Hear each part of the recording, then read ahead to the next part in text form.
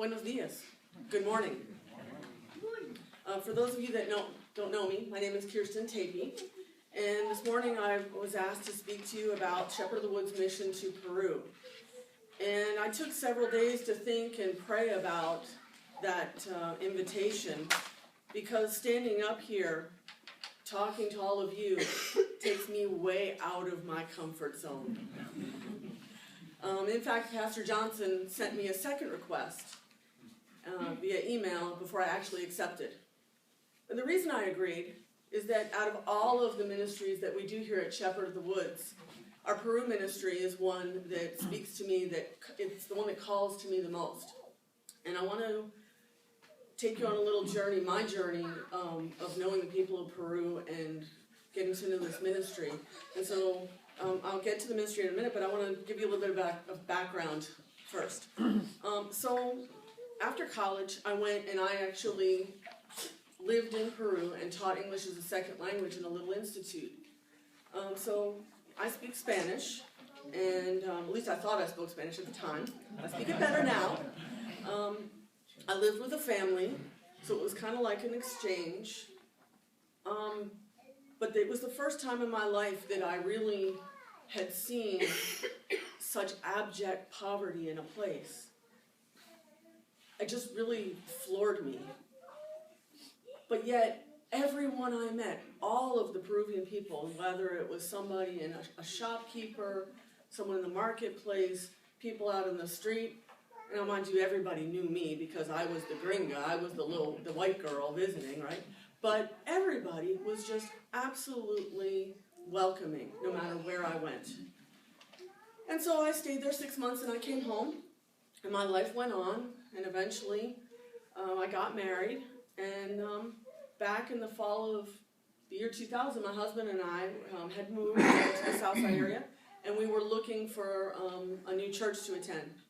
And we came to Shepherd of the Woods. And so on walking in, it struck me as, oh, this looks a lot like my Lutheran church that I grew up in. This is a good place. It's comforting. And as we began to talk to people and hear about the different ministries that Shepherd of the Woods does, it struck us that, wow, this isn't that big of a church, but these people do a lot of stuff. They do a lot of things out in the community.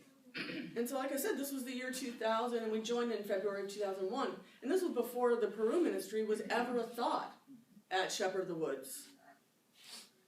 So then, fast forward a little bit, and I heard about the mission trip, the first mission trip in 2005. And I believe that was became about as a youth group mission trip, but I wasn't involved. But when I heard about it, I thought, wow, that's exciting. That's my place. I was there. I know Peru. But then I thought, I have a 2-year-old. I can't go to Peru. I only get a week's vacation a year. This isn't going to happen.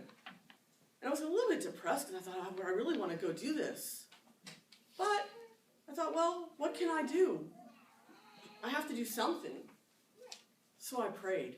And I prayed for the people that were traveling, for our misioneros. And I thought about it a lot, and I was eager to hear how the trip went. And so time went on, and we kept going back. And each year, I really, really wanted to go.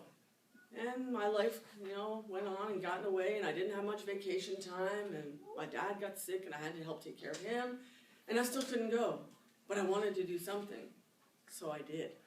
I continued to pray for our misioneros each time they went, and Roxanne Jordan started having informational meetings about the mission trips after each one, and so I started to go to those to hear what was going on, and I looked forward to hearing as all the stories about the people and the work that was being done in Peru.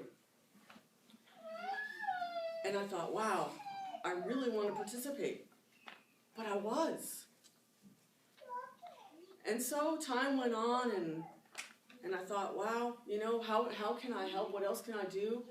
And, well, I think it was Pastor Phillips, but maybe Roxanne, that said, hey, could you teach some basic Spanish to our kids the next time they're going to Peru? And I said, hey, yeah, I can do that.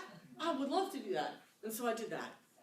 And then every time we had a mission trip, and each time the youth were going, they raise funds because it's very expensive. It's not cheap to get on a plane and go 3,000 miles away and pay for the transportation to go 6 hours up into the mountains and pay for the hotel and all of the food and everything that we're doing there. And so I started to, just little by little, as I was able to, contribute. You know, I bought chicken for the Super Bowl lunch. I certainly bought Peterbrook chocolate. It's always a good one. Look for it. It's coming. And then, you know, fall came around and we had the pumpkin patch. I said, you know what? Come on, everybody. Let's go work in the pumpkin patch and let's donate the time that we're in the pumpkin patch. Let's take those proceeds and put them towards the Peru ministry. Because as time went by and I learned more and more about it and more about the people, I thought, we need to help. We need to participate more and more. And I was still looking for when could I go. Finally in 2013, I got my chance to go, and I was so excited because I hadn't been back to Peru in, it had been a really long time. It had been well over a decade since I had gone at all, probably closer to 15 years. And I immediately felt the same feelings that I had when I was 22 and first landed in Peru and thought, well, what am I doing? What am I doing here? Where is this? Wow. Because even though it was now the year 2013 and we'd had a myriad of electronic advances, we had cell phones, we have email, we have Facebook, all these different things. It's a little bit like going back in time. And these people, even though we have all these electronic advances and we're this, you think of it, we're this first world, well, no, everything isn't equal everywhere. And there are a lot of people there that benefit from this ministry to Peru, and they really need our help. I mean, we're talking about farmers that live way up in the Andes Mountain, 15,000 feet, where I can't even walk. Never mind spend all day long from dark to dark getting up and tending to the land, which is not just a flat piece of land. It's climbing up and down uneven terrain and tending to their potatoes and digging in the dirt.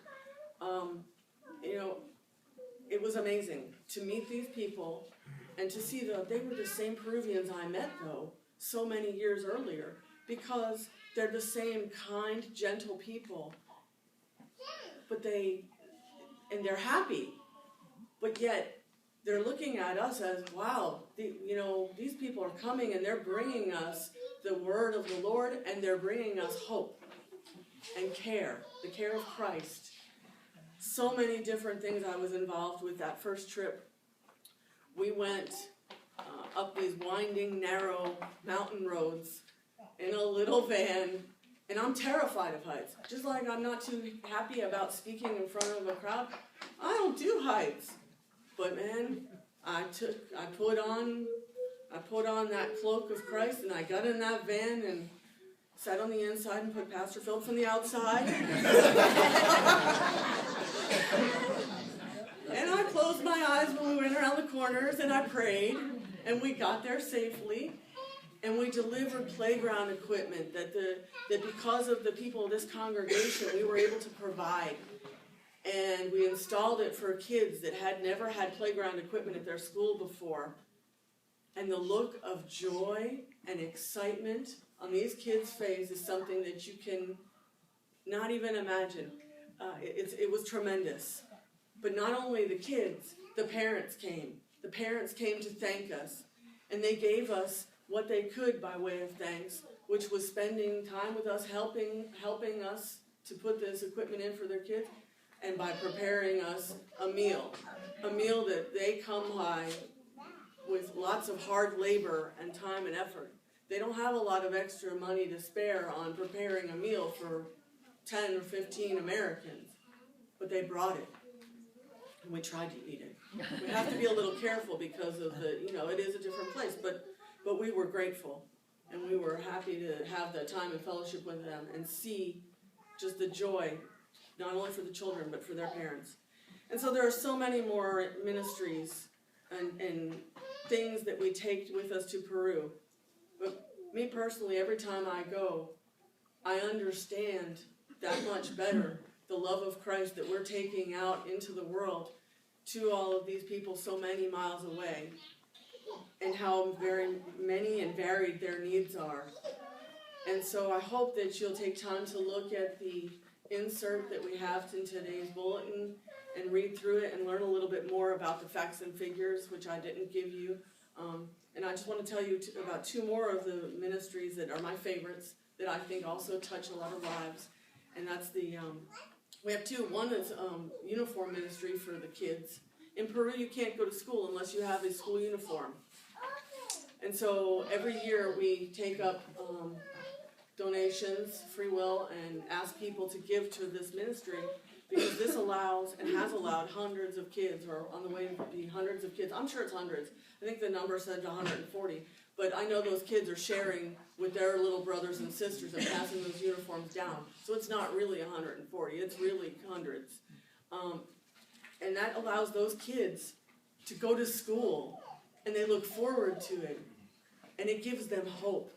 And it lets them know that somebody out there is sending to them love and care so that they can go to school. And they can have a future, a brighter future because of that. And then the other one that I'll close with is, and this is great because this year it was even better. It's the ministry that we do where we, again, ask you to think about donating to providing Christmas to kids in Peru.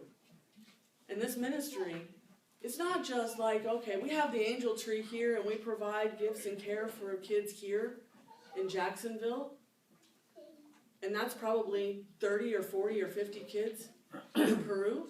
It's a Christmas party where each kid gets a gift, and it's probably their only Christmas present other than knowing the love of Christ that we're sending to them.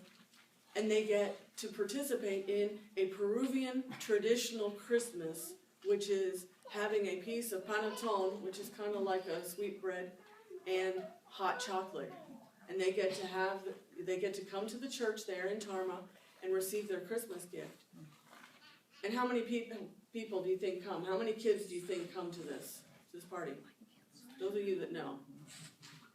It's not 30, and it's not 50, and it's not 100. It's 500. 500 kids and their families. They come, and they spend all day. And this year was the best because this year we had Facebook Live. And I sat there glued to my iPad watching these kids come through, and the look of wonder at the piles of Christmas presents that they could go and choose from. And they got to get a gift. And every last one of them, and I could hear them on that Facebook Live saying thank you. And just the squeals of joy. And so this brings joy to my heart. And I hope just imagining it brings some joy to yours. And so, like I said, please take a look at the information, but know that when we're sending money and we're sending our misioneros down to Peru, we're providing a lot of different care in a lot of different ways for a lot of people that otherwise would have next to nothing.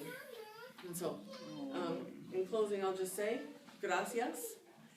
And please, if nothing else, also join me in prayer for our friends and our fellow congregation members in Peru. Thank you.